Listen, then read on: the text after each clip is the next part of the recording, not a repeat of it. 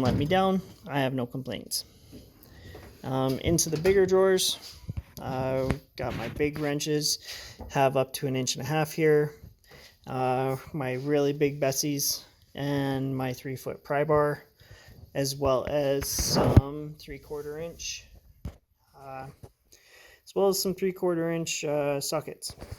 I don't actually have 3/4 inch ratchets. I just bought a 1/2 inch to 3/4 inch adapter, and that's kind of what I use when I'm using those. In here, these are all my layout tools. So standard speed square, a few straight edge rules. This one's kind of cool. That's old school.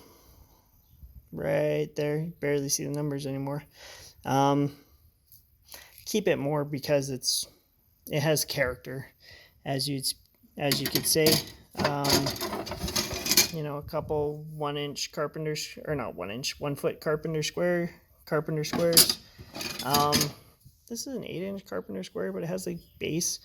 And then I nip the end off. I tend to do that with a lot of my squares, just so that you can push up against a fillet weld and not have the fillet weld impact your measurement. Here we have a much larger 12 by 12 speed square. That's handy when, you know, this 7-inch one just doesn't reach. T-bevel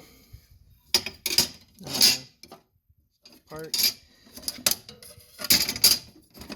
going on here.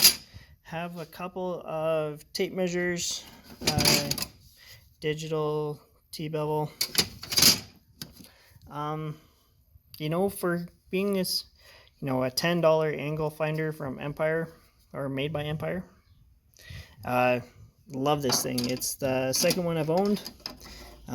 It's really handy, and quite handy or when you're fabricating.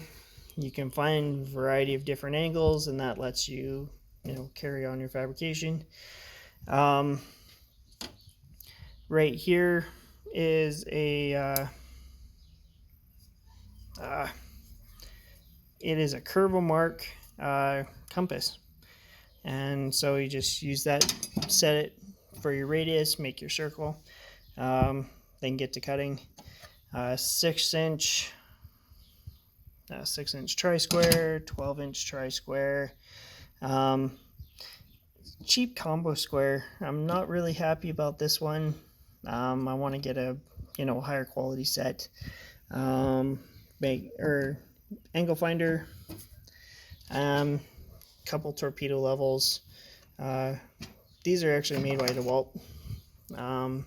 This is my second set of these. I ran the first one for 4 years.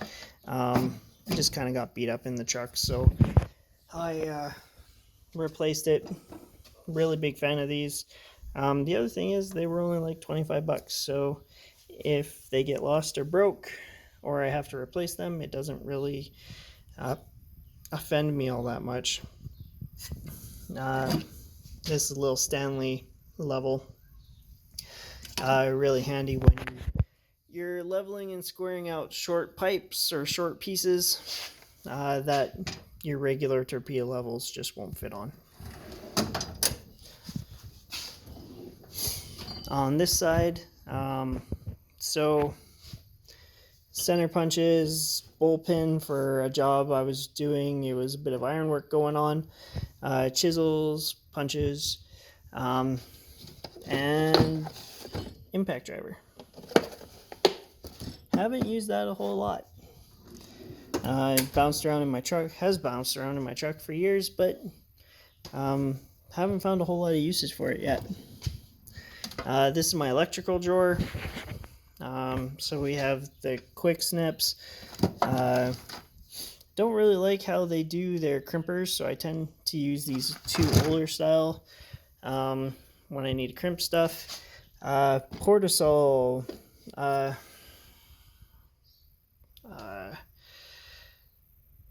Jeez. Totally lost my train of thought there. It's a butane. There we go. That's the word I was looking for. Butane soldering iron. It's good.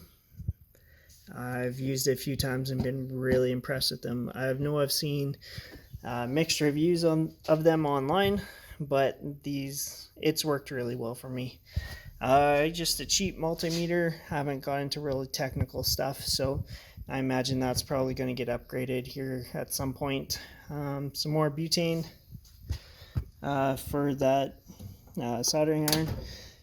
Works really well.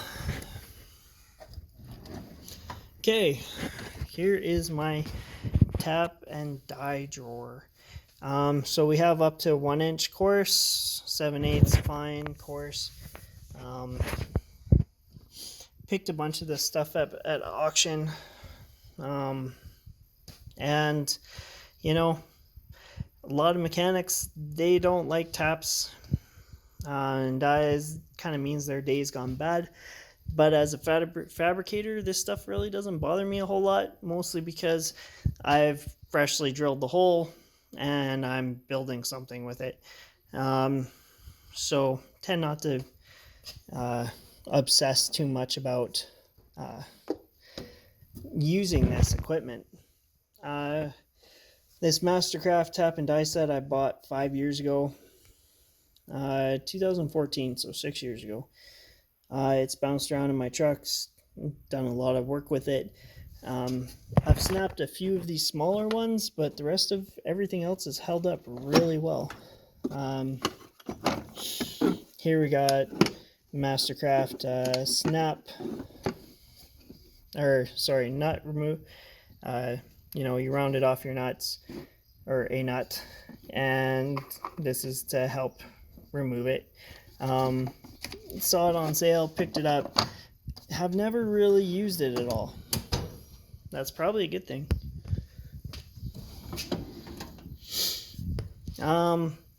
Vice grip drawer. Couple chain grips. Surprisingly enough, this chain grip here, the extension for the chain actually cost as much as the actual chain grip itself. Just something to keep in mind. Normally when you buy a chain grip, they're about this big. You have to buy an extension for them. That's why I only did the one. Milwaukee finger grips. No complaint. Normally I'm not a big Milwaukee fan, but those have been pretty decent. Vice grip finger grips. We got a couple sheet metal finger grips and then the deep finger grips there. Over here is my pneumatic tool drawer, which really doesn't see a whole lot of use with the exception of my blower and my tire gauge. I also keep my big light. It's when you're out on site and stuff, I've been asked to go into pitch dark rooms and do work in there, so having at least one of these, maybe even 2 or 3, isn't a bad idea. Electric impact. Mastercraft again. I bought this one in 2015 when I started my truck. Started contracting. It's been a great little unit. It's worked really well. Done a lot of iron work with it, tightening bolts, that kind of thing.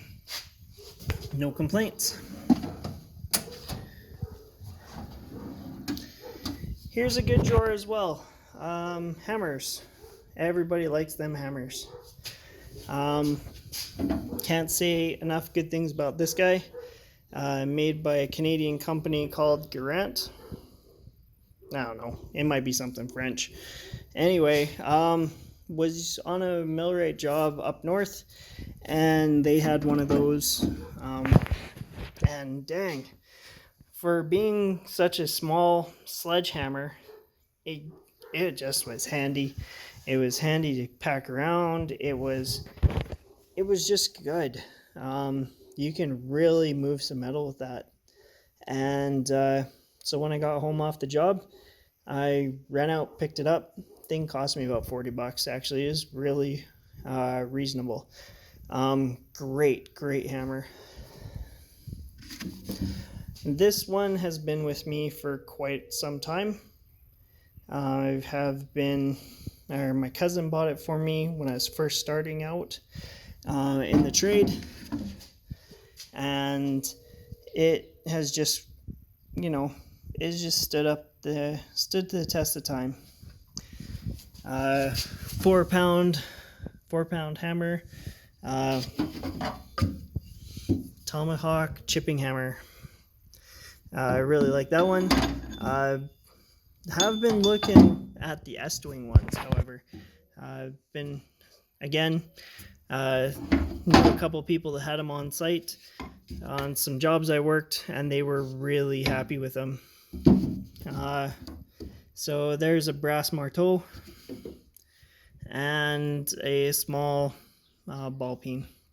This one I've had for probably 10 years. It's just, it goes to show that if you don't abuse your tools, no matter where you buy them, they tend to last.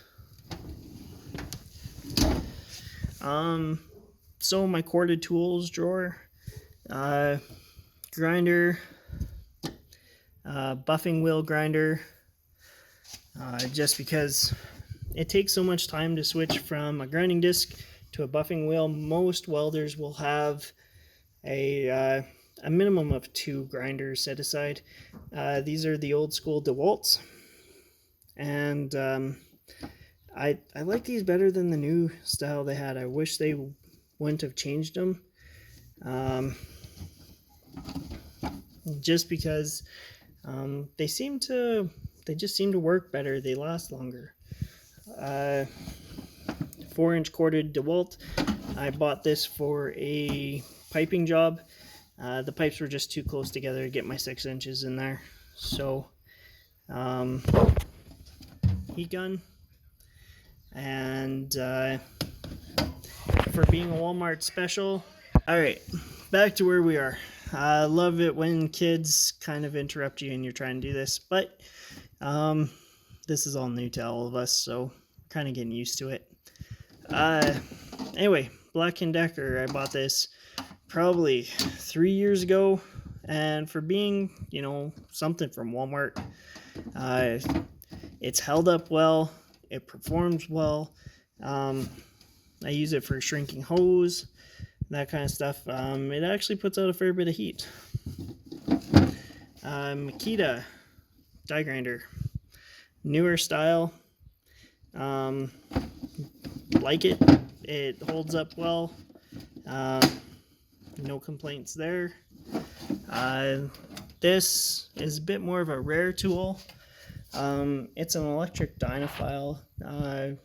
Really useful for getting into those hard to reach spots where your angle grinders just won't get because circles don't fit well into certain corners.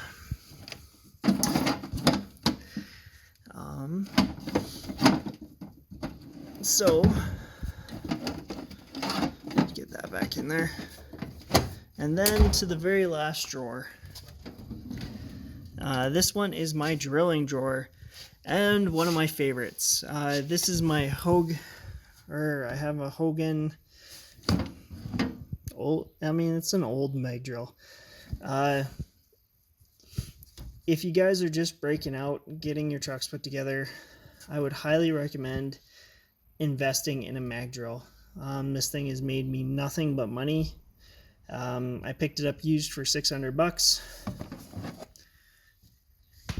So as you can see there, annular bit attachment. I spent the money and picked up a chuck for it, so I can run 1/2-inch drill bits as well as the annular bits in there. And it's just versatile. I mean, one of the first jobs I used with it, I was 12 feet up in the air, drilling sideways on a beam. Just to do that with like my 1/2-inch Makita here, which is a good drill. it would have been a nightmare. But this made really short work of that job. Kind of going more into that. Drill bits, Princess Auto to the rescue again. There was a sale. Normally for these sizes I tend to use the annular ones, so I don't feel too bad about the money I spent. And these ones, as you can see, have been used just a couple times.